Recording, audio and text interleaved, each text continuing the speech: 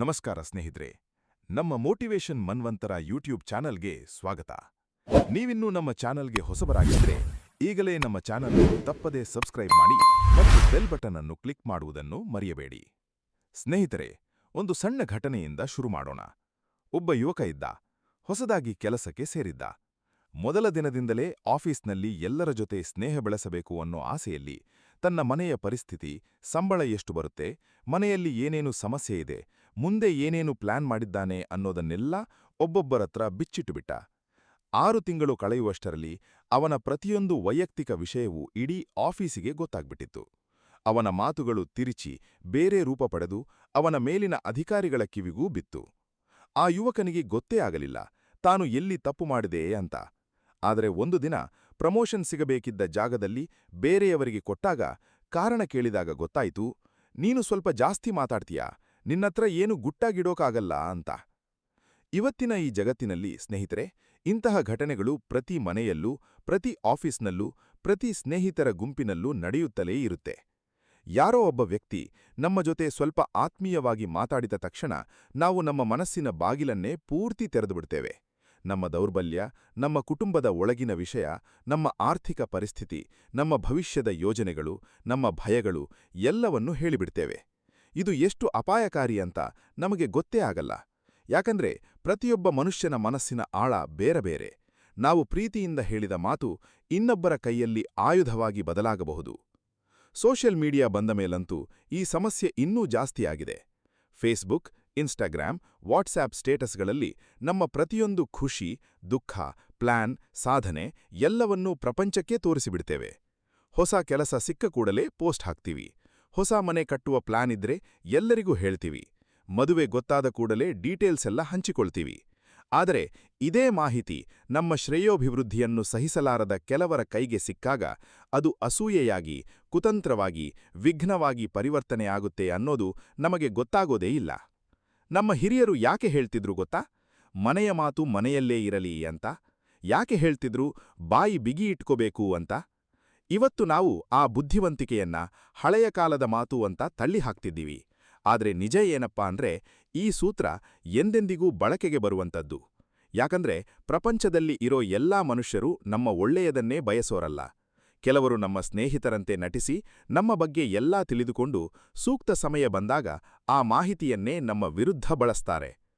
ಇದೇ ವಿಷಯದ ಬಗ್ಗೆ ನಮ್ಮ ಪುರಾಣಗಳಲ್ಲಿ, ಮಹಾಭಾರತದಲ್ಲಿ ಸ್ವತಃ ಶ್ರೀಕೃಷ್ಣ ಪರಮಾತ್ಮನೇ ಎಷ್ಟು ಆಳವಾದ ಪಾಠ ಕಲಿಸಿದ್ದಾನೆ ಗೊತ್ತಾ? ಆ ಕಥೆಯ ಮೂಲಕ ನಮಗೆ ಸಿಗುವ ಜ್ಞಾನ ಎಷ್ಟು ಅದ್ಭುತ ಅಂತ ಮುಂದಿನ ಭಾಗಗಳಲ್ಲಿ ವಿವರವಾಗಿ ನೋಡೋಣ. ಆದರೆ ಅದಕ್ಕೂ ಮೊದಲು ನಮ್ಮ ಸ್ವಂತ ಜೀವನದಲ್ಲಿ ಈ ಸಮಸ್ಯೆ ಎಷ್ಟು ಆಳವಾಗಿ ಬೇರೂರಿದೆ ಅಂತ ಅರ್ಥ ಮಾಡ್ಕೋಬೇಕು. ಮನುಷ್ಯನಿಗಿರೋ ಅತಿದೊಡ್ಡ ದೌರ್ಬಲ್ಯ ಏನಪ್ಪಾ ಅಂದ್ರೆ, ಇನ್ನೊಬ್ಬರ ಮುಂದೆ ತನ್ನ ಬಗ್ಗೆ ಹೇಳ್ಕೋಬೇಕು, ತನ್ನ ಸಾಧನೆ ಪ್ರದರ್ಶಿಸಬೇಕು, ತನ್ನ ಕಷ್ಟ ಹಂಚಿಕೊಂಡು ಸಾಂತ್ವನ ಪಡೆಯಬೇಕು ಅನ್ನೋ ಆಸೆ. ಇದು ತಪ್ಪಲ್ಲ. ಆದರೆ ಯಾರ ಹತ್ರ ಎಷ್ಟು ಹೇಳಬೇಕು ಅನ್ನೋ ವಿವೇಚನೆ ಇಲ್ಲದೆ ಹೋದ್ರೆ ಅದೇ ನಮ್ಮ ಪತನಕ್ಕೆ ಕಾರಣವಾಗತ್ತೆ. ಒಂದು ಬೀಜವನ್ನ ಎಲ್ಲೆಂದೆಲ್ಲೇ ಬಿತ್ತಿದ್ರೆ ಬೆಳೆಯೋಲ್ಲ. ಸರಿಯಾದ ಮಣ್ಣಿನಲ್ಲಿ, ಸರಿಯಾದ ಸಮಯದಲ್ಲಿ ಬಿತ್ತಬೇಕು. ಹಾಗೆಯೇ ನಮ್ಮ ಮಾತು ಕೂಡ ಸರಿಯಾದ ವ್ಯಕ್ತಿಗೆ, ಸರಿಯಾದ ಸಮಯದಲ್ಲಿ, ಸರಿಯಾದ ಪ್ರಮಾಣದಲ್ಲಿ ಹೇಳಬೇಕು. ಇಲ್ಲದಿದ್ರೆ ಅದು ವ್ಯರ್ಥ ಮಾತ್ರವಲ್ಲ, ಅಪಾಯಕಾರಿಯೂ ಆಗಬಹುದು. ನಾವು ನೋಡಿದ ಆ ಯುವಕನ ಕಥೆ ಅದು ಕೇವಲ ಒಂದು ಉದಾಹರಣೆ ಮಾತ್ರ. ಆದರೆ ಸ್ನೇಹಿತರೆ, ಇಂತಹ ನೂರಾರು ಘಟನೆಗಳು ನಮ್ಮ ಸುತ್ತಮುತ್ತ ನಡೀತಲೇ ಇರ್ತವೆ. ಒಂದು ಮನೆಯಲ್ಲಿ ಗಂಡ ಹೆಂಡತಿ ಜಗಳ ಆಡಿದ ವಿಷಯ ನೆರೆಮನೆಯವರತ್ರ ಹೇಳ್ಬಿಟ್ರೆ ಆ ನೆರೆಮನೆಯವರದನ್ನ ರಂಗುರಂಗಾಗಿ ಇಡೀ ಬೀದಿಗೆ ಹಂಚಿಬಿಡ್ತಾರೆ. ಒಬ್ಬ ವ್ಯಾಪಾರಿ ತನ್ನ ಹೊಸ ಬಿಸ್ನೆಸ್ ಐಡಿಯಾ ಬಗ್ಗೆ ಸ್ನೇಹಿತನತ್ರ ಹೇಳಿದ್ರೆ ಆ ಸ್ನೇಹಿತ ಅದೇ ಐಡಿಯಾವನ್ನ ಮೊದಲೇ ಜಾರಿಗೆ ತಂದು ಅವಕಾಶ ಕಸಿದುಕೊಳ್ತಾನೆ.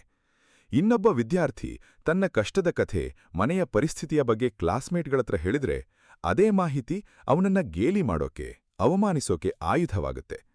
ಈ ಎಲ್ಲಾ ಘಟನೆಗಳ ಹಿಂದೆ ಇರೋ ಸಾಮಾನ್ಯ ಅಂಶ ಏನಪ್ಪಾ ಅಂದ್ರೆ ನಂಬಿಕೆ. ನಾವು ಇನ್ನೊಬ್ಬರನ್ನ ಬೇಗ ನಂಬಿಡ್ತೀವಿ, ಆದ್ರೆ ಆ ನಂಬಿಕೆ ಎಷ್ಟು ಸರಿಯಾದದ್ದು ಅಂತ ಪರೀಕ್ಷಿಸೋ ವ್ಯವಧಾನ ನಮಗಿರಲ್ಲ. ಒಬ್ಬ ವ್ಯಕ್ತಿ ನಮ್ಮ ಜೊತೆ 2 ದಿನ ಚೆನ್ನಾಗಿ ಮಾತಾಡಿದ ಕೂಡ್ಲೇ ನಾವು ಅವನನ್ನ ನಮ್ಮ ಹೃದಯದ ಗುಟ್ಟುಗಳ ಕೀಪರ್ ಮಾಡ್ಬಿಡ್ತೀವಿ. ಇದೇ ನಮ್ಮ ದೊಡ್ಡ ತಪ್ಪು. ನಿಜವಾದ ಸ್ನೇಹ, ನಿಜವಾದ ನಂಬಿಕೆ ಬೆಳೆಯೋಕೆ ಸಮಯ ಬೇಕು.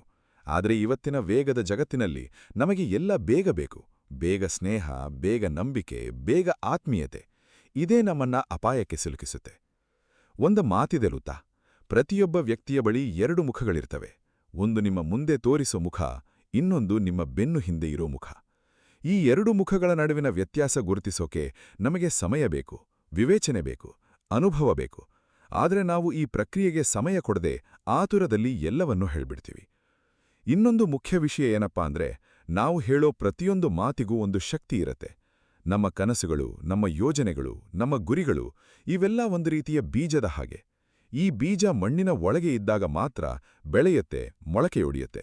ಆದರೆ ಆ ಬೀಜವನ್ನ ಬೆಳಕಿಗೆ, ಗಾಳಿಗೆ, ಎಲ್ಲರ ಕಣ್ಣಿಗೆ ಒಡ್ಡಿಬಿಟ್ರೆ ಅದು ಬೆಳೆಯೋ ಮೊದಲೇ ಒಣಗಿ ಹೋಗುತ್ತೆ.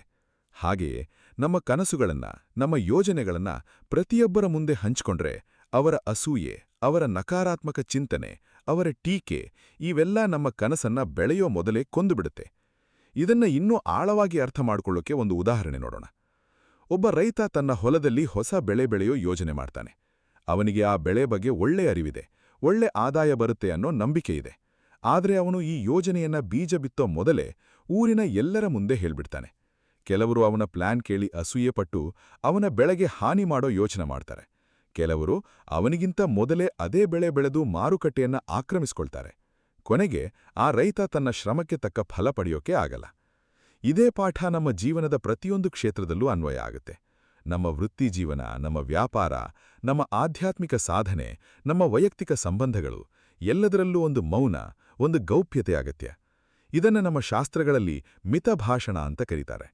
ಮಿತಭಾಷಣ ಅಂದ್ರೆ ಕಡಿಮೆ ಮಾತಾಡೋದು ಅಂತ ಮಾತ್ರ ಅಲ್ಲ, ಸೂಕ್ತ ಸಮಯದಲ್ಲಿ, ಸೂಕ್ತ ವ್ಯಕ್ತಿಗೆ, ಸೂಕ್ತ ಪ್ರಮಾಣದಲ್ಲಿ ಮಾತಾಡೋದು ಅಂತ ಅರ್ಥ. ನಾವು ರೈತನ ಕಥೆಯ ಮೂಲಕ ಗೌಪ್ಯತೆಯ ಮಹತ್ವ ನೋಡಿದ್ವಿ. ಈಗ ನಾವು ಇನ್ನೂ ಆಳಕ್ಕಿಳಿದು ಜೀವನದಲ್ಲಿ ನಿಖರವಾಗಿ ಯಾವ ಯಾವ ವಿಷಯಗಳನ್ನ ಗೌಪ್ಯವಾಗಿಡಬೇಕು ಅಂತ ನೋಡೋಣ. ಮೊದಲನೇದಾಗಿ ನಮ್ಮ ಆರ್ಥಿಕ ಪರಿಸ್ಥಿತಿ. ನಮ್ಮ ಬ್ಯಾಂಕ್ ಬ್ಯಾಲೆನ್ಸ್, ನಮ್ಮ ಆದಾಯ, ನಮ್ಮ ಸಾಲ, ನಮ್ಮ ಆಸ್ತಿ ಇವೆಲ್ಲ ವಿಷಯಗಳನ್ನ ಅನಗತ್ಯವಾಗಿ ಎಲ್ಲರ ಮುಂದೆ ಹೇಳಬಾರದು. ನಾವು ಚೆನ್ನಾಗಿ ಸಂಪಾದನೆ ಮಾಡ್ತಿದ್ದೀವಿ ಅಂತ ಹೇಳಿದ್ರೆ ಕೆಲವರಿಗೆ ಅಸೂಯೆ ಹುಟ್ಟುತ್ತೆ. ನಾವು ಸಾಲದಲ್ಲಿ ಮುಳುಗಿದ್ದೀವಿ ಅಂತ ಹೇಳಿದ್ರೆ ಕೆಲವರು ನಮ್ಮ ದೌರ್ಬಲ್ಯ ಬಳಸ್ಕೊಂಡು ಶೋಷಣೆ ಮಾಡ್ತಾರೆ. ಎರಡನೇದಾಗಿ ನಮ್ಮ ಕುಟುಂಬದ ಆಂತರಿಕ ವಿಷಯಗಳು. ಗಂಡ ಹೆಂಡತಿ ನಡುವಿನ ಭಿನ್ನಾಭಿಪ್ರಾಯ, ಮಕ್ಕಳ ಸಮಸ್ಯೆಗಳು, ಅತ್ತೆ ಸೊಸೆ ನಡುವಿನ ಒತ್ತಡ ಇವೆಲ್ಲ ಮನೆಯ ಒಳಗೆ ಬಗೆಹರಿಸಿಕೊಳ್ಳಬೇಕಾದ ವಿಷಯಗಳು. ಇವನ್ನ ಹೊರಗಿನವರ ಜೊತೆ ಹಂಚಿಕೊಂಡಷ್ಟು ಸಮಸ್ಯೆ ಬಗೆಹರಿಯೋ ಬದಲು ಇನ್ನಷ್ಟು ಜಟಿಲವಾಗುತ್ತೆ. ಯಾಕಂದ್ರೆ ಪ್ರತಿಯೊಬ್ಬರೂ ತಮ್ಮದೇ ಆದ ಅಭಿಪ್ರಾಯ ಕೊಡ್ತಾರೆ. ಅದು ಸಮಸ್ಯೆಯನ್ನ ಇನ್ನಷ್ಟು ಬಿಗಡಾಯಿಸುತ್ತೆ. ಮೂರನೇದಾಗಿ ನಮ್ಮ ಭವಿಷ್ಯದ ಯೋಜನೆಗಳು. ಹೊಸ ಬಿಸ್ನೆಸ್ ಶುರು ಮಾಡೋ ಪ್ಲಾನ್, ಹೊಸ ಕೆಲಸಕ್ಕೆ ಹೋಗೋ ಯೋಚನೆ, ಹೂಡಿಕೆ ಮಾಡೋ ಯೋಜನೆ ಇವನ್ನ ಪೂರ್ಣಗೊಳಿಸುವ ಮೊದಲೇ ಎಲ್ಲರ ಮುಂದೆ ಹೇಳಿಬಿಟ್ರೆ ಅನೇಕ ಅಡೆತಡೆಗಳು ಎದುರಾಗ್ತವೆ. ಒಂದೋ ಯಾರಾದ್ರೂ ಅದೇ ಯೋಜನೆಯನ್ನ ಕದಿಯಬಹುದು, ಇಲ್ಲಾಂದ್ರೆ ನಕಾರಾತ್ಮಕ ಮಾತುಗಳಿಂದ ನಮ್ಮ ಆತ್ಮವಿಶ್ವಾಸವನ್ನೇ ಕುಗ್ಗಿಸಬಹುದು. ನಾಲ್ಕನೇದಾಗಿ ನಮ್ಮ ಆಧ್ಯಾತ್ಮಿಕ ಸಾಧನೆ. ನಾವು ಮಾಡೋ ಪೂಜೆ, ಜಪ, ಧ್ಯಾನ, ವ್ರತ ಇವೆಲ್ಲ ವಿಷಯಗಳನ್ನ ಪ್ರದರ್ಶನಕ್ಕಾಗಿ ಹೇಳ್ಕೊಳ್ಬಾರ್ದು. ನಮ್ಮ ಶಾಸ್ತ್ರಗಳಲ್ಲಿ ಹೇಳಿರೋ ಹಾಗೆ ಗುಟ್ಟಾಗಿ ಮಾಡಿದ ಪುಣ್ಯಕಾರ್ಯ ಹೆಚ್ಚು ಫಲ ಕೊಡುತ್ತೆ. ಪ್ರದರ್ಶನಕ್ಕಾಗಿ ಮಾಡಿದ ಪುಣ್ಯಕಾರ್ಯ ತನ್ನ ಶಕ್ತಿ ಕಳ್ಕೊಳ್ಳುತ್ತೆ. ಇನ್ನೊಂದು ಮುಖ್ಯ ಅಂಶ ನಮ್ಮ ಸ್ನೇಹಿತರ, ಸಂಬಂಧಿಕರ ಬಗ್ಗೆ ಇತರರ ಮುಂದೆ ಚರ್ಚಿಸೋದು. ಒಬ್ಬ ವ್ಯಕ್ತಿ ನಮ್ಮ ಜೊತೆ ಹಂಚಿಕೊಂಡ ರಹಸ್ಯವನ್ನ ಇನ್ನೊಬ್ಬರ ಮುಂದೆ ಹೇಳಿದ್ರೆ ಅದು ನಂಬಿಕೆ ದ್ರೋಹ. ಇಂಥ ವರ್ತನೆಯಿಂದ ನಾವು ನಮ್ಮ ಸ್ನೇಹಿತರ ನಂಬಿಕೆಯನ್ನೇ ಕಳ್ಕೊಳ್ತೀವಿ ಮತ್ತು ಸಮಾಜದಲ್ಲಿ ನಮ್ಮ ಗೌರವಕ್ಕೂ ಧಕ್ಕೆಯಾಗುತ್ತೆ. ಇಲ್ಲಿ ಒಂದು ಪ್ರಶ್ನೆ ಬರಬಹುದು, ಹಾಗಾದ್ರೆ ನಾವು ಯಾರ ಜೊತೆಯೂ ಏನೂ ಹಂಚಿಕೊಳ್ಳಬಾರದೇ? ಇಲ್ಲ ಸ್ನೇಹಿತರೆ, ಹಂಚಿಕೊಳ್ಳೋದು ತಪ್ಪಲ್ಲ. ಆದರೆ ಯಾರ ಜೊತೆ, ಎಷ್ಟು, ಯಾವಾಗ ಹಂಚಿಕೊಳ್ಬೇಕು ಅನ್ನೋ ವಿವೇಚನೆ ಇರಬೇಕು. ಒಬ್ಬ ನಿಜವಾದ ಶ್ರೇಯೋಭಿಲಾಷಿ, ನಮ್ಮ ಒಳ್ಳೆಯದನ್ನೇ ಬಯಸೋ ವ್ಯಕ್ತಿ ಜೊತೆ ನಾವು ನಮ್ಮ ಮನಸ್ಸು ಬಿಚ್ಚಿಡಬಹುದು. ಆದರೆ ಅಂಥ ವ್ಯಕ್ತಿಗಳನ್ನ ಗುರುತಿಸೋಕೆ ಸಮಯ ಬೇಕು, ಪರೀಕ್ಷೆ ಬೇಕು. ಇನ್ನೊಂದು ಪ್ರಮುಖ ಸಂಗತಿ, ನಮ್ಮ ದೌರ್ಬಲ್ಯಗಳನ್ನ, ನಮ್ಮ ಭಯಗಳನ್ನ ಎಲ್ಲರ ಮುಂದೆ ಹೇಳ್ಕೊಂಡ್ರೆ ಅವು ನಮ್ಮ ಶತ್ರುಗಳ ಕೈಯಲ್ಲಿ ಆಯುಧವಾಗಿ ಬಿಡ್ತವೆ. ಒಬ್ಬ ವ್ಯಕ್ತಿಗೆ ಎತ್ತರದ ಭಯ ಇದೆ ಅಂತ ಗೊತ್ತಾದ್ರೆ ಶತ್ರುಗಳು ಅವನನ್ನ ಎತ್ತರದ ಜಾಗಕ್ಕೆ ಕರೆದೊಯ್ದು ಅವಮಾನಿಸಬಹುದು. ಒಬ್ಬ ವ್ಯಕ್ತಿಗೆ ಆರ್ಥಿಕ ಸಂಕಷ್ಟ ಇದೆ ಅಂತ ಗೊತ್ತಾದ್ರೆ ಶತ್ರುಗಳು ಅವನ ಅಗತ್ಯವನ್ನ ದುರುಪಯೋಗಪಡಿಸಿಕೊಳ್ಳಬಹುದು. ಈ ಎಲ್ಲ ಕಾರಣಗಳಿಂದ ಸ್ನೇಹಿತರೆ, ನಮ್ಮ ಜೀವನದಲ್ಲಿ ಒಂದು ಸ್ಪಷ್ಟ ಗಡಿರೇಖೆ ಇರಬೇಕು. ಯಾವುದನ್ನ ಹಂಚಿಕೊಳ್ಳಬೇಕು, ಯಾವುದನ್ನ ಗೌಪ್ಯವಾಗಿಡಬೇಕು ಅಂತ. ಈ ವಿವೇಚನೆ ನಮಗೆ ಅನುಭವದಿಂದ ಜ್ಞಾನದಿಂದ ಬರುತ್ತೆ. ನಾವು ಯಾವ ಯಾವ ವಿಷಯಗಳನ್ನ ಗೌಪ್ಯವಾಗಿಡಬೇಕು ಅಂತ ನೋಡಿದ್ವಿ. ಈಗ ನಾವು ನಂಬಿಕೆ ದ್ರೋಹ ಆದಾಗ ಮನುಷ್ಯನ ಮನಸ್ಸಿನ ಮೇಲೆ ಆಗೋ ಪರಿಣಾಮದ ಬಗ್ಗೆ ನೋಡೋಣ. ಒಬ್ಬ ಮಹಿಳೆ ಇದ್ಲು. ಆಕೆಗೆ ಮದುವೆಯಾದ ಹೊಸದರಲ್ಲಿ ಸಂಸಾರದಲ್ಲಿ ಕೆಲವು ಸಮಸ್ಯೆಗಳಿದ್ವು. ಆಕೆ ತನ್ನ ಆಪ್ತ ಗೆಳತಿಯ ಹತ್ರ ಈ ಸಮಸ್ಯೆಗಳ ಬಗ್ಗೆ ವಿವರವಾಗಿ ಹೇಳ್ಕೊಂಡ್ಲು. ಆ ಗೆಳತಿ ಕೇಳಿಸ್ಕೊಂಡು ಸಾಂತ್ವನ ಹೇಳಿದಂತೆ ನಟಿಸಿದ್ಲು. ಆದ್ರೆ ಒಳಗೊಳಗೆ ಆ ಮಹಿಳೆಯ ಕುಟುಂಬದ ಬಗ್ಗೆ ಅಸೂಯೆ ಇಟ್ಕೊಂಡಿದ್ಲು. ಕೆಲವೇ ದಿನಗಳಲ್ಲಿ ಆ ಗೆಳತಿ ಈ ವಿಷಯವನ್ನ ಇಡೀ ಬಂಧುಬಳಗಕ್ಕೆ ಹರಡಿಬಿಟ್ಲು. ಜೊತೆಗೆ ತನ್ನದೇ ಆದ ಸುಳ್ಳುಗಳನ್ನ ಸೇರಿಸಿ ಆ ಮಹಿಳೆಯ ಸಂಸಾರ ಇನ್ನಷ್ಟು ಬಿರುಕು ಬಿಟ್ಟಿತು. ಆಕೆಯ ಗಂಡನ ಮನೆಯವರು ಆಕೆಯ ಬಗ್ಗೆ ತಪ್ಪು ಅಭಿಪ್ರಾಯ ಬೆಳೆಸ್ಕೊಂಡ್ರು. ಆ ಮಹಿಳೆಗೆ ಆಘಾತವಾಯಿತು. ತಾನು ಆಪ್ತ ಅಂತ ನಂಬಿದ ವ್ಯಕ್ತಿಯೇ ತನ್ನ ಜೀವನವನ್ನ ಹಾಳು ಮಾಡಿದ್ಲು ಅಂತ ಗೊತ್ತಾದಾಗ. ಇಂತಹ ನಂಬಿಕೆ ದ್ರೋಹ ಆದಾಗ ಮನುಷ್ಯನ ಮನಸ್ಸಿನಲ್ಲಿ ಆಳವಾದ ಗಾಯ ಉಂಟಾಗುತ್ತೆ. ಈ ಗಾಯ ದೈಹಿಕ ಗಾಯದ ಹಾಗೆ ಕಣ್ಣಿಗೆ ಕಾಣಲ್ಲ, ಆದರೆ ಅದರ ನೋವು ವರ್ಷಗಟ್ಟಲೆ ಉಳಿಯತ್ತೆ. ಇಂತಹ ಅನುಭವ ಆದ ವ್ಯಕ್ತಿ ಮುಂದೆ ಯಾರನ್ನೂ ನಂಬೋಕೆ ಹಿಂಜರಿತಾನೆ. ಇದು ಆ ವ್ಯಕ್ತಿಯ ಸಂಬಂಧಗಳ ಮೇಲೆ, ಅವನ ಮಾನಸಿಕ ಆರೋಗ್ಯದ ಮೇಲೆ ಆಳವಾದ ಪರಿಣಾಮ ಬೀರುತ್ತೆ. ಆದರೆ ಇಲ್ಲಿ ಒಂದು ಮುಖ್ಯ ಪ್ರಶ್ನೆ ಬರುತ್ತೆ. ಇಂತಹ ದ್ರೋಹ ಆದಾಗ ತಪ್ಪು ಯಾರದ್ದು? ದ್ರೋಹ ಮಾಡಿದ ವ್ಯಕ್ತಿಯದ್ದೋ ಅಥವಾ ಎಲ್ಲವನ್ನೂ ಹೇಳಿಬಿಟ್ಟ ವ್ಯಕ್ತಿಯದ್ದೋ? ಸ್ನೇಹಿತರೆ, ಎರಡೂ ಕಡೆ ತಪ್ಪಿದೆ. ದ್ರೋಹ ಮಾಡಿದ ವ್ಯಕ್ತಿ ಖಂಡಿತ ತಪ್ಪಿದಸ್ಥ. ಆದರೆ ನಾವು ಸ್ವತಃ ಯಾಕೆ ಆ ಪರಿಸ್ಥಿತಿಗೆ ಸಿಲುಕಿದ್ವಿ ಅಂತ ಆತ್ಮಾವಲೋಕನ ಮಾಡ್ಕೋಬೇಕು. ನಾವು ಸೂಕ್ತ ಪ್ರಮಾಣದ ವಿವೇಚನೆ ಇಟ್ಕೊಂಡಿದ್ರೆ ಇಂತಹ ಪರಿಸ್ಥಿತಿಯನ್ನೇ ತಪ್ಪಿಸಬಹುದಿತ್ತು. ಇದೇ ಕಾರಣಕ್ಕೆ ನಮ್ಮ ಪೂರ್ವಜರು ಒಂದು ಮಾತು ಹೇಳ್ತಿದ್ರು, ಮಾತು ಬೆಳ್ಳಿ, ಮೌನ ಬಂಗಾರ ಅಂತ. ಈ ಮಾತಿನ ಆಳ ಅರ್ಥ ಏನಪ್ಪಾ ಅಂದ್ರೆ, ಮಾತಾಡೋದು ಒಳ್ಳೇದೆ, ಆದರೆ ಮೌನ ಇನ್ನೂ ಶ್ರೇಷ್ಠ. ಯಾಕಂದ್ರೆ ಮೌನದಲ್ಲಿ ಶಕ್ತಿ ಇದೆ. ಮೌನ ನಮ್ಮನ್ನ ಅನೇಕ ಸಮಸ್ಯೆಗಳಿಂದ ರಕ್ಷಿಸುತ್ತೆ. ಒಂದು ವಿಷಯ ಗಮನಿಸಿ, ಯಶಸ್ವಿಯಾದ ಜನರು, ಶ್ರೀಮಂತರಾದ ಜನರು, ದೊಡ್ಡ ಸ್ಥಾನದಲ್ಲಿರುವ ಜನರು, ಅವರೆಲ್ಲ ತಮ್ಮ ವೈಯಕ್ತಿಕ ವಿಷಯಗಳ ಬಗ್ಗೆ ಎಷ್ಟು ಎಚ್ಚರಿಕೆಯಿಂದ ಇರ್ತಾರೆ ಗೊತ್ತಾ? ಅವರು ತಮ್ಮ ಯೋಜನೆಗಳನ್ನ, ತಮ್ಮ ಆರ್ಥಿಕ ವಿಷಯಗಳನ್ನ, ತಮ್ಮ ಕುಟುಂಬದ ವಿಷಯಗಳನ್ನ ಬಹಳ ಎಚ್ಚರಿಕೆಯಿಂದ ಕಾಪಾಡಿಕೊಳ್ತಾರೆ. ಇದೇ ಕಾರಣಕ್ಕೆ ಅವರು ಯಶಸ್ಸಿನ ಶಿಖರ ತಲುಪಿದ್ದಾರೆ. ಸಾಮಾನ್ಯ ಜನರು ಈ ವಿವೇಚನೆ ಇಲ್ಲದೆ ಎಲ್ಲವನ್ನೂ ಬಹಿರಂಗಪಡಿಸಿ ತಮ್ಮ ಬೆಳವಣಿಗೆಗೆ ತಾವೇ ತಡೆಯೊಡ್ಡಿಕೊಳ್ತಾರೆ. ಇನ್ನೊಂದು ಮುಖ್ಯ ಅಂಶ, ಗೌಪ್ಯತೆ ಕಾಪಾಡಿಕೊಳ್ಳೋದು ಅಂದ್ರೆ ಸುಳ್ಳು ಹೇಳೋದು ಅಂತ ಅಲ್ಲ. ಗೌಪ್ಯತೆ ಅಂದ್ರೆ ಅಗತ್ಯ ಇಲ್ಲದ ಮಾಹಿತಿಯನ್ನ ಹಂಚಿಕೊಳ್ಳದೇ ಇರೋದು. ಒಬ್ರು ಕೇಳಿದಾಗ, ಇದು ವೈಯಕ್ತಿಕ ವಿಷಯ, ನಾನು ಹಂಚಿಕೊಳ್ಳೋಕೆ ಇಷ್ಟಪಡಲ್ಲ ಅಂತ ಸೌಜನ್ಯದಿಂದ ಹೇಳೋ ಕಲೆ ನಾವು ಕಲಿಬೇಕು. ನಾವು ನಂಬಿಕೆ ದ್ರೋಹದ ಆಳವಾದ ಮಾನಸಿಕ ಪರಿಣಾಮಗಳ ಬಗ್ಗೆ ನೋಡಿದ್ವಿ. ಈಗ ನಾವು ಈ ವಿವೇಚನೆಯನ್ನ ಹೇಗೆ ಬೆಳೆಸ್ಕೊಳ್ಬೇಕು ಅನ್ನೋದನ್ನ ನೋಡೋಣ. ಮೊದಲನೇದಾಗಿ, ನಾವು ಯಾರ ಜೊತೆ ಮಾತಾಡ್ತೀವೋ ಆ ವ್ಯಕ್ತಿಯನ್ನ ಸ್ವಲ್ಪ ಸಮಯ ಗಮನಿಸಬೇಕು. ಅವರ ಮಾತುಗಳಲ್ಲಿ, ಅವರ ವರ್ತನೆಯಲ್ಲಿ ಸ್ಥಿರತೆ ಇದೆಯಾ? ಅವರು ಬೇರೆಯವರ ಬಗ್ಗೆ ಚಾಡಿ ಬೀಳ್ತಾರಾ? ಅವರಿಗೆ ಇತರರ ವೈಯಕ್ತಿಕ ವಿಷಯಗಳ ಬಗ್ಗೆ ಅತಿಯಾದ ಕುತೂಹಲ ಇದೆಯಾ? ಇವೆಲ್ಲ ಗಮನಿಸಬೇಕು. ಒಬ್ಬ ವ್ಯಕ್ತಿ ಬೇರೆಯವರ ಬಗ್ಗೆ ನಿಮ್ಮ ಮುಂದೆ ಚಾಡಿ ಹೇಳ್ತಿದ್ರೆ, ಅವರು ಇನ್ನೊಬ್ಬರ ಮುಂದೆ ನಿಮ್ಮ ಬಗ್ಗೆಯೂ ಚಾಡಿ ಹೇಳ್ಬಹುದು ಅಂತ ಅರ್ಥ. ಎರಡನೆಯದಾಗಿ, ನಿಜವಾದ ಸ್ನೇಹಿತರು ನಮ್ಮ ಯಶಸ್ಸಿನಲ್ಲಿ ಸಂತೋಷಪಡ್ತಾರೆ, ನಮ್ಮ ಕಷ್ಟದಲ್ಲಿ ಜೊತೆ ನಿಲ್ತಾರೆ. ಆದರೆ ನಮ್ಮ ವೈಯಕ್ತಿಕ ವಿಷಯಗಳ ಬಗ್ಗೆ ಅನಗತ್ಯ ಕುತೂಹಲ ತೋರಿಸಲ್ಲ. ಅವರು ನಮ್ಮ ಗಡಿರೇಖೆಗಳನ್ನ ಗೌರವಿಸ್ತಾರೆ. ಇಂತಹ ವ್ಯಕ್ತಿಗಳನ್ನ ಗುರುತಿಸಿ ಅವರೊಂದಿಗೆ ಆಳವಾದ ಸಂಬಂಧ ಬೆಳೆಸ್ಕೊಳ್ಬೇಕು. ಮೂರನೆಯದಾಗಿ, ನಮ್ಮ ಗುರಿಗಳನ್ನ, ಯೋಜನೆಗಳನ್ನ ಪೂರ್ಣಗೊಳಿಸೋ ತನಕ ಗೌಪ್ಯವಾಗಿಡಬೇಕು. ಒಂದು ಮನೆ ಕಟ್ಟುವಾಗ ಅಡಿಪಾಯ ಹಾಕೋ ಹಂತದಲ್ಲಿ ಗಾಳಿ ಬಂದ್ರೆ ಬಿದ್ದು ಹೋಗುತ್ತೆ. ಆದ್ರೆ ಮನೆ ಪೂರ್ತಿ ಕಟ್ಟಿಯಾದ ಮೇಲೆ ಗಾಳಿ ಬಂದ್ರೆ ಏನೂ ಆಗಲ್ಲ. ಹಾಗೆಯೇ ನಮ್ಮ ಕನಸುಗಳು, ಯೋಜನೆಗಳು ಪ್ರಾರಂಭದ ಹಂತದಲ್ಲಿ ಬಹಳ ದುರ್ಬಲವಾಗಿರ್ತಾವೆ. ಆ ಹಂತದಲ್ಲಿ ಅವನ್ನ ಎಲ್ಲರ ಮುಂದೆ ಹೇಳಿಬಿಟ್ರೆ ಟೀಕೆ, ಅಸೂಯೆ, ನಕಾರಾತ್ಮಕ ಶಕ್ತಿಗಳಿಂದ ಅವು ಬಿದ್ದು ಹೋಗಬಹುದು. ಆದರೆ ಆ ಕನಸು ಪೂರ್ಣ ರೂಪ ಪಡೆದಾಗ, ಫಲಿತಾಂಶ ಕಣ್ಣಿಗೆ ಕಾಣಿಸಿದಾಗ ಯಾರೂ ಏನೂ ಮಾಡಕ್ಕಾಗಲ್ಲ. ನಾಲ್ಕನೆಯದಾಗಿ, ಸಾಮಾಜಿಕ ಜಾಲತಾಣಗಳಲ್ಲಿ ನಮ್ಮ ಜೀವನದ ಪ್ರತಿಯೊಂದು ವಿವರವನ್ನ ಹಾಕೋ ಅಭ್ಯಾಸ ಬಿಡಬೇಕು. ಇವತ್ತು ಎಷ್ಟೋ ಜನ ತಮ್ಮ ಪ್ರಯಾಣದ ಪ್ಲಾನ್, ಮನೆಯಲ್ಲಿ ಯಾರೂ ಇಲ್ಲ ಅನ್ನೋ ಮಾಹಿತಿ, ತಮ್ಮ ಆದಾಯದ ವಿವರ ಇವೆಲ್ಲವನ್ನ ಬಹಿರಂಗವಾಗಿ ಪೋಸ್ಟ್ ಮಾಡ್ತಾರೆ. ಇದು ಕಳ್ಳತನ, ಮೋಸ, ಶೋಷಣೆಗೆ ಆಹ್ವಾನ ಕೊಟ್ಟಂತೆ. ಇಷ್ಟೆಲ್ಲ ಎಚ್ಚರಿಕೆ ವಹಿಸಿದ್ರೂ ಸ್ನೇಹಿತರೆ, ಜೀವನದಲ್ಲಿ ಕೆಲವೊಮ್ಮೆ ನಂಬಿಕೆ ದ್ರೋಹ ಆಗೇ ಆಗುತ್ತೆ. ಆಗ ನಾವೇನ್ ಮಾಡ್ಬೇಕು? ಆ ಆಘಾತದಿಂದ ಹೇಗೆ ಚೇತರಿಸಿಕೊಳ್ಬೇಕು? ಈ ಪ್ರಶ್ನೆಗಳಿಗೆ ಉತ್ತರ ಹುಡುಕುತ್ತಾ ಹೋದಾಗ ನಮಗೆ ನಮ್ಮ ಪುರಾಣಗಳ ಆಳವಾದ ಜ್ಞಾನ ದಾರಿ ತೋರಿಸುತ್ತೆ. ಸ್ವತಃ ಶ್ರೀಕೃಷ್ಣ ಪರಮಾತ್ಮ ಮಹಾಭಾರತದ ಕಾಲದಲ್ಲಿ ಈ ವಿಷಯದ ಬಗ್ಗೆ ಎಷ್ಟು ಅದ್ಭುತವಾದ ಮಾರ್ಗದರ್ಶನ ನೀಡಿದ್ದಾನೆ ಗೊತ್ತಾ? ಪಾಂಡವರ ಜೀವನದಲ್ಲಿ, ಕೌರವರ ಜೀವನದಲ್ಲಿ ಮತ್ತು ಇತರ ಅನೇಕ ಪಾತ್ರಗಳ ಜೀವನದಲ್ಲಿ ಈ ಗೌಪ್ಯತೆಯ ಮಿತಭಾಷಣದ ಪಾತ್ರ ಎಷ್ಟು ಮುಖ್ಯ ಪಾತ್ರ ವಹಿಸಿದೆ. ನಾವು ಮಹಾಭಾರತದ ಆಳಕ್ಕಿಳಿದು ಶ್ರೀಕೃಷ್ಣ ಪರಮಾತ್ಮ ಈ ಗೌಪ್ಯತೆಯ ವಿಷಯದಲ್ಲಿ ಹೇಗೆ ಮಾರ್ಗದರ್ಶನ ನೀಡಿದ್ದಾನೆ ಅಂತ ನೋಡೋಣ. ಪಾಂಡವರು ಅರಗಿನ ಮನೆಯಿಂದ ತಪ್ಪಿಸಿಕೊಂಡ ನಂತರ ಒಂದು ಕಾಲದಲ್ಲಿ ವೇಷ ಮರೆಸಿಕೊಂಡು ಬ್ರಾಹ್ಮಣರ ವೇಷದಲ್ಲಿ ಅಜ್ಞಾತವಾಗಿ ಜೀವಿಸಬೇಕಾದ ಪರಿಸ್ಥಿತಿ ಬಂತು. ಆ ಸಮಯದಲ್ಲಿ ಅವರಿಗೆ ತಮ್ಮ ನಿಜವಾದ ಗುರುತನ್ನ ಯಾರ ಮುಂದೆಯೂ ಬಹಿರಂಗಪಡಿಸಬಾರದು ಅನ್ನೋ ಕಟ್ಟುನಿಟ್ಟಾದ ನಿಯಮ ಇತ್ತು. ಒಂದೇ ಒಂದು ತಪ್ಪು, ಒಂದೇ ಒಂದು ಅನಗತ್ಯ ಮಾತು ಅವರ ಪ್ರಾಣಕ್ಕೆ ಅಪಾಯ ತರಬಹುದಿತ್ತು. ಈ ಸಮಯದಲ್ಲಿ ಭೀಮನ ಬಲಶಾಲಿತನ ಒಂದು ಸಾರಿ ಬಹುತೇಕ ಬಯಲಾಗೋ ಪರಿಸ್ಥಿತಿ ಬಂತು. ಒಂದು ಕುಸ್ತಿ ಸ್ಪರ್ಧೆಯಲ್ಲಿ ಭೀಮ ತನ್ನ ಅಸಾಧಾರಣ ಶಕ್ತಿ ಪ್ರದರ್ಶಿಸಿದಾಗ ಜನರಿಗೆ ಸಂಶಯ ಬಂತು, ಇವನು ಸಾಮಾನ್ಯ ವ್ಯಕ್ತಿ ಅಲ್ಲ ಅಂತ. ಆದರೆ ಯುಧಿಷ್ಠಿರನ ವಿವೇಚನೆಯಿಂದ ಮತ್ತು ಸೂಕ್ತ ಸಮಯದಲ್ಲಿ ಮೌನ ವಹಿಸಿದ್ರಿಂದ ಅವರ ಗುರುತು ಬಯಲಾಗಲಿಲ್ಲ. ಇಲ್ಲಿ ನಾವು ಗಮನಿಸಬೇಕಾದ ಅಂಶ ಏನಪ್ಪಾ ಅಂದ್ರೆ, ಪಾಂಡವರಂತಹ ಧರ್ಮಾತ್ಮರೂ ಸಹ ತಮ್ಮ ರಕ್ಷಣೆಗಾಗಿ ಸೂಕ್ತ ಸಮಯದ ತನಕ ಮೌನ ವಹಿಸಿದ್ರು, ಎಲ್ಲವನ್ನೂ ಬಹಿರಂಗಪಡಿಸಲಿಲ್ಲ. ಇನ್ನೊಂದು ಪ್ರಸಂಗ ನೋಡೋಣ.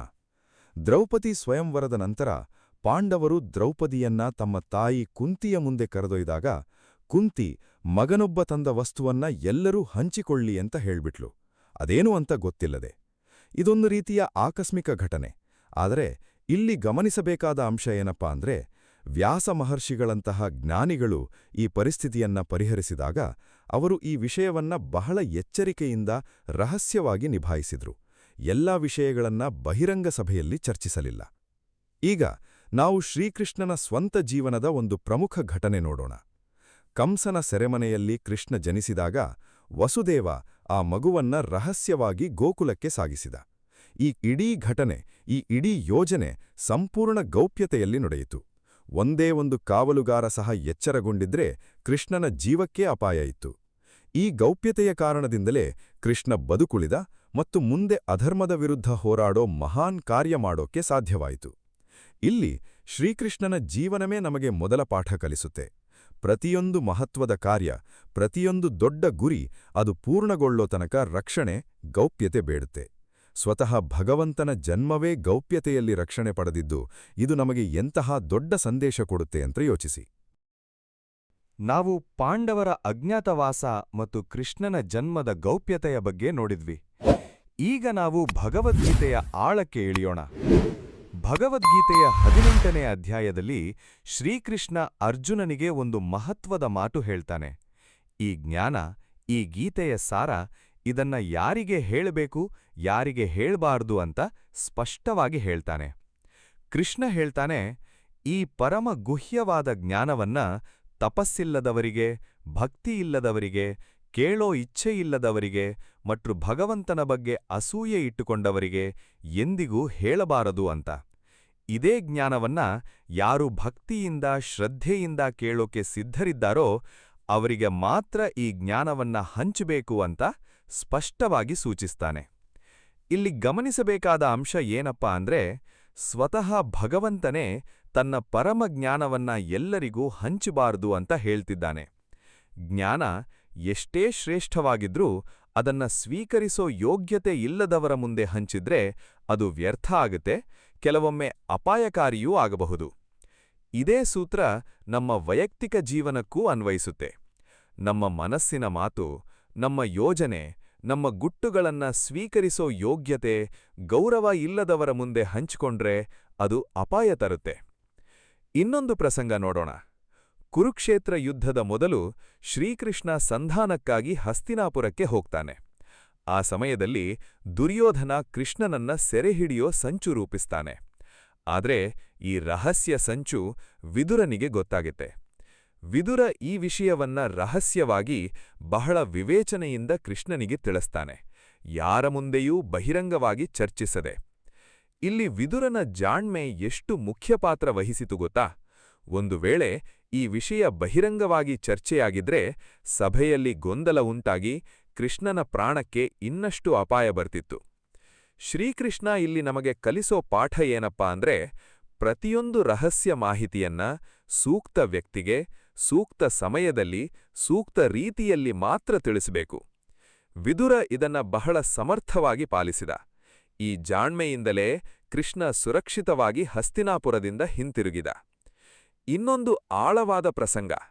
ಕೃಷ್ಣ ಸ್ವತಃ ತನ್ನ ಯುದ್ಧತಂತ್ರಗಳನ್ನ, ತನ್ನ ಯೋಜನೆಗಳನ್ನ ಎಂದಿಗೂ ಬಹಿರಂಗವಾಗಿ ಚರ್ಚಿಸ್ತಿರ್ಲಿಲ್ಲ.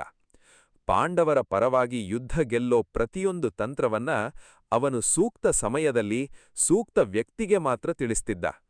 ಇದೇ ಕಾರಣಕ್ಕೆ ಕೌರವರಿಗೆ ಪಾಂಡವರ ಯೋಜನೆ ಮೊದಲೇ ಗೊತ್ತಾಗ್ತಿರ್ಲಿಲ್ಲ ಮತ್ತು ಪಾಂಡವರು ಯುದ್ಧದಲ್ಲಿ ಜಯಶಾಲಿಯಾದರು.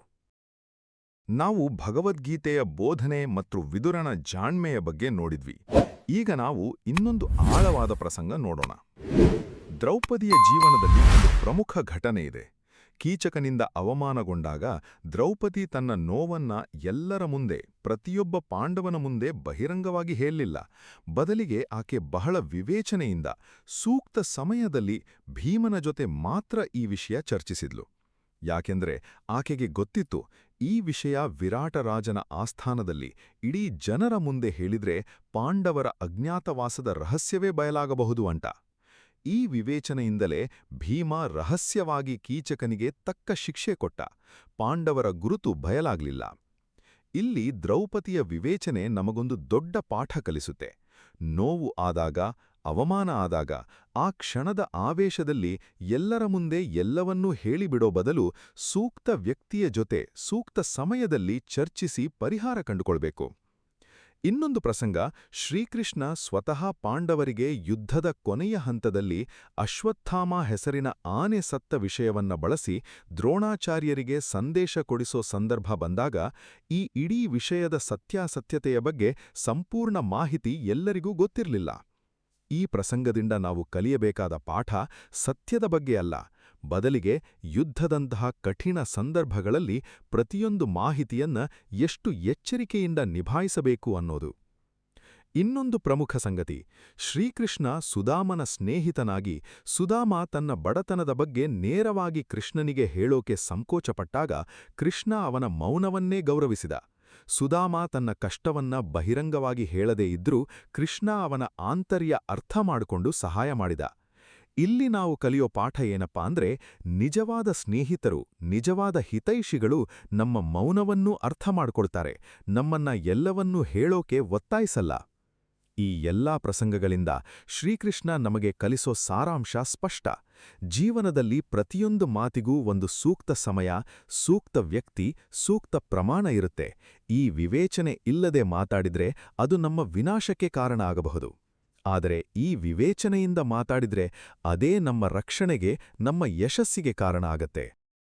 ನಾವು ಗೌಪ್ಯತೆಯ ಮಹತ್ವ, ನಂಬಿಕೆ ದ್ರೋಹದ ಪರಿಣಾಮ ಮತ್ತು ಶ್ರೀಕೃಷ್ಣ ಪರಮಾತ್ಮನ ಜೀವನದ ಅನೇಕ ಪ್ರಸಂಗಗಳ ಮೂಲಕ ಈ ವಿಷಯದ ಆಳವನ್ನ ಅರ್ಥ ಮಾಡ್ಕೊಂಡ್ವಿ. ಈಗ ಈ ಎಲ್ಲ ಜ್ಞಾನವನ್ನ ನಮ್ಮ ದೈನಂದಿನ ಜೀವನಕ್ಕೆ ಹೇಗೆ ಅನ್ವಯಿಸಬೇಕು ಅಂತ ನೋಡೋಣ. ಮೊದಲನೇದಾಗಿ, ಪ್ರತಿದಿನ ಬೆಳಗ್ಗೆ ಎದ್ದಾಗ ನಾವೊಂದು ನಿರ್ಧಾರ ಮಾಡಬೇಕು. ಇವತ್ತು ನಾನು ಯಾರ ಜೊತೆ ಮಾತಾಡ್ತೀನೋ ಅವರ ಜೊತೆ ಎಷ್ಟು ಹಂಚಿಕೊಳ್ಳಬೇಕು ಅಂತ ವಿವೇಚನೆಯಿಂದ ಯೋಚಿಸೋದು. ಇದು ಒಂದು ಅಭ್ಯಾಸ. ಪ್ರಾರಂಭದಲ್ಲಿ ಕಷ್ಟ ಅನಿಸಬಹುದು, ಆದರೆ ನಿಧಾನವಾಗಿ ಇದು ನಮ್ಮ ಸ್ವಭಾವದ ಭಾಗ ಆಗುತ್ತೆ. ಎರಡನೇದಾಗಿ, ನಮ್ಮ ಯೋಜನೆಗಳನ್ನ, ಕನಸುಗಳನ್ನ ಬರೆದಿಟ್ಕೊಳ್ಬೇಕು. ಆದರೆ ಅವನ್ನ ಸಾಧಿಸೋ ತನಕ ನಮ್ಮ ಒಳಗೇ ಇಟ್ಕೊಳ್ಬೇಕು. ಒಂದು ಡೈರಿಯಲ್ಲಿ ಬರೀರಿ, ಧ್ಯಾನದಲ್ಲಿ ಚಿಂತಿಸಿ, ಆದರೆ ಪ್ರತಿಯೊಬ್ಬರ ಮುಂದೆ ಪ್ರದರ್ಶಿಸಬೇಡಿ. ಒಂದು ಕನಸು ಪೂರ್ಣ ರೂಪ ಪಡೆದಾಗ ಮಾತ್ರ ಅದನ್ನ ಪ್ರಪಂಚಕ್ಕೆ ತೋರಿಸಿ. ಮೂರನೇದಾಗಿ, ಸಾಮಾಜಿಕ ಜಾಲತಾಣಗಳ ಬಳಕೆಯಲ್ಲಿ ಎಚ್ಚರಿಕೆ ವಹಿಸಬೇಕು. ಪ್ರತಿಯೊಂದು ವಿಷಯವನ್ನ ಪೋಸ್ಟ್ ಮಾಡೋ ಮೊದಲು 1 ನಿಮಿಷ ಯೋಚಿಸಿ, ಇದನ್ನ ನಾನು ಇಡೀ ಪ್ರಪಂಚಕ್ಕೆ ತೋರಿಸಬೇಕಾ? ಇದರಿಂದ ನನಗೇನಾದ್ರೂ ಅಪಾಯ ಬರುತ್ತಾ? ಇಂಥ ಪ್ರಶ್ನೆಗಳನ್ನ ಕೇಳ್ಕೊಳ್ಳೋ ಅಭ್ಯಾಸ ಬೆಳೆಸ್ಕೊಳ್ಳಿ. ನಾಲ್ಕನೇದಾಗಿ, ನಮ್ಮ ಸಂಬಂಧಗಳಲ್ಲಿ ಒಂದು ಆರೋಗ್ಯಕರ ಗಡಿರೇಖೆ ಇಟ್ಕೊಳ್ಬೇಕು. ಪ್ರೀತಿ, ಸ್ನೇಹ ಇದ್ರೂ ಸಹ ಪ್ರತಿಯೊಂದು ವಿಷಯವನ್ನ ಹಂಚಿಕೊಳ್ಬೇಕು ಅಂತೇನಿಲ್ಲ. ಇದೇ ಆರೋಗ್ಯಕರ ಸಂಬಂಧದ ಸೂತ್ರ. ಐದನೇದಾಗಿ, ನಮ್ಮ ಮನಸ್ಸಿನ ಶಾಂತಿಗಾಗಿ ಪ್ರಾರ್ಥನೆ, ಧ್ಯಾನ, ಆಧ್ಯಾತ್ಮಿಕ ಸಾಧನೆ ಮಾಡಿ, ಆದರೆ ಅದನ್ನ ಪ್ರದರ್ಶನಕ್ಕಾಗಿ ಮಾಡಬೇಡಿ. ಶ್ರೀಕೃಷ್ಣ ಹೇಳಿದಂತೆ, ನಿಜವಾದ ಭಕ್ತಿ ನಿಜವಾದ ಸಾಧನೆ ಮೌನದಲ್ಲಿ ಗೌಪ್ಯತೆಯಲ್ಲಿ ಬೆಳೆಯುತ್ತೆ. ಸ್ನೇಹಿತರೆ, ಈ ಎಲ್ಲ ಬದಲಾವಣೆಗಳನ್ನ ಒಂದೇ ದಿನದಲ್ಲಿ ಮಾಡಕ್ಕಾಗಲ್ಲ. ಆದರೆ ನಿಧಾನವಾಗಿ ಪ್ರತಿದಿನ ಸ್ವಲ್ಪ ಸ್ವಲ್ಪ ಪ್ರಯತ್ನ ಮಾಡಿದರೆ ನಮ್ಮ ಜೀವನದಲ್ಲಿ ಒಂದು ದೊಡ್ಡ ಪರಿವರ್ತನೆ ಆಗತ್ತೆ. ನಾವು ಇನ್ನಷ್ಟು ಸ್ಥಿರವಾಗಿ, ಇನ್ನಷ್ಟು ಆತ್ಮವಿಶ್ವಾಸದಿಂದ, ಇನ್ನಷ್ಟು ಶಾಂತಿಯಿಂದ ಬದುಕೋಕೆ ಸಾಧ್ಯವಾಗುತ್ತೆ. ನಮ್ಮ ಶತ್ರುಗಳಿಗೆ ನಮ್ಮ ವಿರುದ್ಧ ಬಳಸೋಕೆ ಯಾವ ಆಯುಧವೂ ಸಿಗಲ್ಲ. ಯಾಕಂದ್ರೆ ನಾವು ನಮ್ಮ ಗುಟ್ಟುಗಳನ್ನ ಸುರಕ್ಷಿತವಾಗಿ ಕಾಪಾಡಿಕೊಂಡಿರ್ತೀವಿ. ಇದೇ ಶ್ರೀಕೃಷ್ಣ ಪರಮಾತ್ಮನ ಆಳವಾದ ಬೋಧನೆ. ಮಿತಭಾಷಣ, ಗೌಪ್ಯತೆ, ವಿವೇಚನೆ ಇವು ಕೇವಲ ರಕ್ಷಣಾ ಕವಚಗಳಲ್ಲ, ಬದಲಿಗೆ ಜೀವನದಲ್ಲಿ ಯಶಸ್ಸು, ಶಾಂತಿ ಮತ್ತು ಆಧ್ಯಾತ್ಮಿಕ ಬೆಳವಣಿಗೆಗೆ ಅಗತ್ಯವಾದ ಸಾಧನಗಳು. ನಾವು ಈ ಇಡೀ ಪ್ರಯಾಣದಲ್ಲಿ ಬಹಳ ದೂರ ಬಂದಿದ್ದೀವಿ. ಒಬ್ಬ ಯುವಕನ ಸಣ್ಣ ಘಟನೆಯಿಂದ ಶುರುವಾದ ಈ ಕಥೆ ಮಹಾಭಾರತದ ಆಳವಾದ ಪ್ರಸಂಗಗಳ ಮೂಲಕ ಹಾದು ಈಗ ಒಂದು ಪ್ರಬಲವಾದ ಜೀವನ ಸತ್ಯದ ಮುಂದೆ ನಿಂತಿದ್ದೀವಿ. ಎಲ್ಲರಿಗೂ ಎಲ್ಲ ಹೇಳಬೇಡ, ಇದು ಕೇವಲ ಒಂದು ಮಾತಲ್ಲ ಸ್ನೇಹಿತರೆ. ಇದೊಂದು ಜೀವನ ದರ್ಶನ, ಇದೊಂದು ರಕ್ಷಣಾ ಕವಚ, ಇದೊಂದು ಶಕ್ತಿಯ ಮೂಲ. ನಮ್ಮ ಮಾತು, ನಮ್ಮ ಗುಟ್ಟುಗಳು, ನಮ್ಮ ಕನಸುಗಳು ಇವೆಲ್ಲ ನಮ್ಮ ಆಂತರಿಕ ಶಕ್ತಿಯ ಭಾಗ. ಈ ಶಕ್ತಿಯನ್ನ ಎಲ್ಲೆಂದರಲ್ಲಿ ಚೆಲ್ಲಿಬಿಟ್ರೆ ಅದು ದುರ್ಬಲವಾಗುತ್ತೆ. ಆದರೆ ಅದನ್ನ ಸೂಕ್ತ ರೀತಿಯಲ್ಲಿ ಕಾಪಾಡಿಕೊಂಡ್ರೆ ಅದು ಇನ್ನಷ್ಟು ಬಲಗೊಳ್ಳುತ್ತೆ, ಇನ್ನಷ್ಟು ಪ್ರಕಾಶಿಸುತ್ತೆ. ಶ್ರೀಕೃಷ್ಣ ಪರಮಾತ್ಮ ತನ್ನ ಇಡೀ ಜೀವನದುದ್ದಕ್ಕೂ ಈ ಸತ್ಯವನ್ನ ನಮಗೆ ತೋರಿಸಿಕೊಟ್ಟಿದ್ದಾನೆ. ತನ್ನ ಜನ್ಮದ ಗೌಪ್ಯತೆಯಿಂದ ಹಿಡಿದು ಭಗವದ್ಗೀತೆಯ ಪರಮ ಜ್ಞಾನದ ಗೌಪ್ಯತೆಯ ತನಕ ಪ್ರತಿಯೊಂದು ಹಂತದಲ್ಲೂ ಅವನು ವಿವೇಚನೆಯ ಮಹತ್ವವನ್ನ ತೋರಿಸಿಕೊಟ್ಟಿದ್ದಾನೆ. ಈ ಜ್ಞಾನ ಇವತ್ತಿಗೂ, ಈ ಕ್ಷಣಕ್ಕೂ ಅಷ್ಟೇ ಪ್ರಸ್ತುತ. ಸ್ನೇಹಿತರೆ, ಇವತ್ತಿನಿಂದ ಒಂದು ನಿರ್ಧಾರ ಮಾಡಿ. ನಿಮ್ಮ ಮನಸ್ಸಿನ ಬಾಗಿಲನ್ನ ಪ್ರತಿಯೊಬ್ಬರಿಗೂ ತೆರೆಯಬೇಡಿ. ನಿಮ್ಮ ಕನಸುಗಳನ್ನ, ನಿಮ್ಮ ಯೋಜನೆಗಳನ್ನ, ನಿಮ್ಮ ಆಂತರಿಕ ಶಕ್ತಿಯನ್ನ ಸುರಕ್ಷಿತವಾಗಿ ಕಾಪಾಡಿಕೊಳ್ಳಿ. ಯಾರು ನಿಜವಾದ ಶ್ರೇಯೋಭಿಲಾಷಿಗಳೋ ಅವರ ಜೊತೆ ಮಾತ್ರ ನಿಮ್ಮ ಆಳವಾದ ಭಾವನೆಗಳನ್ನ ಹಂಚಿಕೊಳ್ಳಿ. ಉಳಿದವರ ಮುಂದೆ ಮಿತಭಾಷಣ, ವಿವೇಚನೆ ಇಟ್ಕೊಳ್ಳಿ. ನೆನಪಿಡಿ, ಮೌನ ಎಂದಿಗೂ ದೌರ್ಬಲ್ಯದ ಸಂಕೇತವಲ್ಲ. ಮೌನ ಒಂದು ಶಕ್ತಿ, ಒಂದು ಬುದ್ಧಿವಂತಿಕೆ. ಯಾರು ಈ ಮೌನದ ಮಹತ್ವ ಅರ್ಥ ಮಾಡಿಕೊಳ್ತಾರೋ, ಯಾರು ಈ ವಿವೇಚನೆಯನ್ನ ತಮ್ಮ ಜೀವನದಲ್ಲಿ ಅಳವಡಿಸಿಕೊಳ್ತಾರೋ ಅವರು ಜೀವನದಲ್ಲಿ ಎಂದಿಗೂ ಸೋಲಲ್ಲ. ಅವರ ಶತ್ರುಗಳಿಗೆ ಅವರ ವಿರುದ್ಧ ಬಳಸೋಕೆ ಯಾವ ಆಯುಧವೂ ಸಿಗಲ್ಲ. ಅವರ ಕನಸುಗಳು ಸುರಕ್ಷಿತವಾಗಿ ಬೆಳೆದು ಪೂರ್ಣ ಫಲ ಕೊಡುತ್ತವೆ. ಇವತ್ತಿನಿಂದಲೇ, ಈ ಕ್ಷಣದಿಂದಲೇ ಶ್ರೀಕೃಷ್ಣ ಪರಮಾತ್ಮನ ಈ ಆಳವಾದ ಜ್ಞಾನವನ್ನ ನಿಮ್ಮ ಜೀವನದಲ್ಲಿ ಅಳವಡಿಸಿಕೊಳ್ಳಿ. ನಿಮ್ಮ ಮಾತಿಗೆ ಮೌಲ್ಯ ಕೊಡಿ, ನಿಮ್ಮ ಗುಟ್ಟುಗಳಿಗೆ ಗೌರವ ಕೊಡಿ, ನಿಮ್ಮ ಕನಸುಗಳಿಗೆ ರಕ್ಷಣೆ ಕೊಡಿ. ಈ ವಿವೇಚನೆಯೇ ನಿಮ್ಮನ್ನ ಜೀವನದ ಎತ್ತರಕ್ಕೆ ಕೊಂಡೊಯ್ಯುತ್ತೆ, ನಿಮ್ಮನ್ನ ನಿಜವಾದ ಶಾಂತಿಯ, ಯಶಸ್ಸಿನ ದಾರಿಯಲ್ಲಿ ಮುನ್ನಡೆಸುತ್ತೆ. ಭಗವಂತನ ಈ ಆಶೀರ್ವಾದ, ಈ ಜ್ಞಾನ ಸದಾಕಾಲ ನಿಮ್ಮ ಜೊತೆ ಇರಲಿ. ನಿಮ್ಮ ಜೀವನ ಸುಖ, ಶಾಂತಿ, ಸಮೃದ್ಧಿಯಿಂದ ತುಂಬಿರಲಿ. ಇದಿಷ್ಟು ಈ ಸಂಚಿಕೆಯ ವಿಷಯವಾಗಿದೆ. ಈ ಸಂಚಿಕೆಯ ಅನಿಸಿಕೆ ಅಭಿಪ್ರಾಯಗಳನ್ನ ತಪ್ಪದೇ ನಮ್ಮೊಂದಿಗೆ ಹಂಚಿಕೊಳ್ಳಿ ಮತ್ತು ಲೈಕ್ ಮಾಡುವುದನ್ನು ಮರೆಯಬೇಡಿ. ಈ ಸಂಚಿಕೆ ನಿಮಗೆ ಇಷ್ಟವಾಗಿದ್ದಲ್ಲಿ ಹರೇ ಕೃಷ್ಣ ಎಂದು ಕಮೆಂಟ್ ಮಾಡಿ, ಅಥವಾ ನಿಮ್ಮಿಷ್ಟದ ದೇವರ ಹೆಸರನ್ನು ಕಮೆಂಟ್ನಲ್ಲಿ ಬರೆಯಿರಿ. ಆ ಭಗವಂತನು ನಿಮ್ಮೆಲ್ಲರನ್ನೂ ಆಶೀರ್ವಾದಿಸಲಿ. ವಂದನೆಗಳು.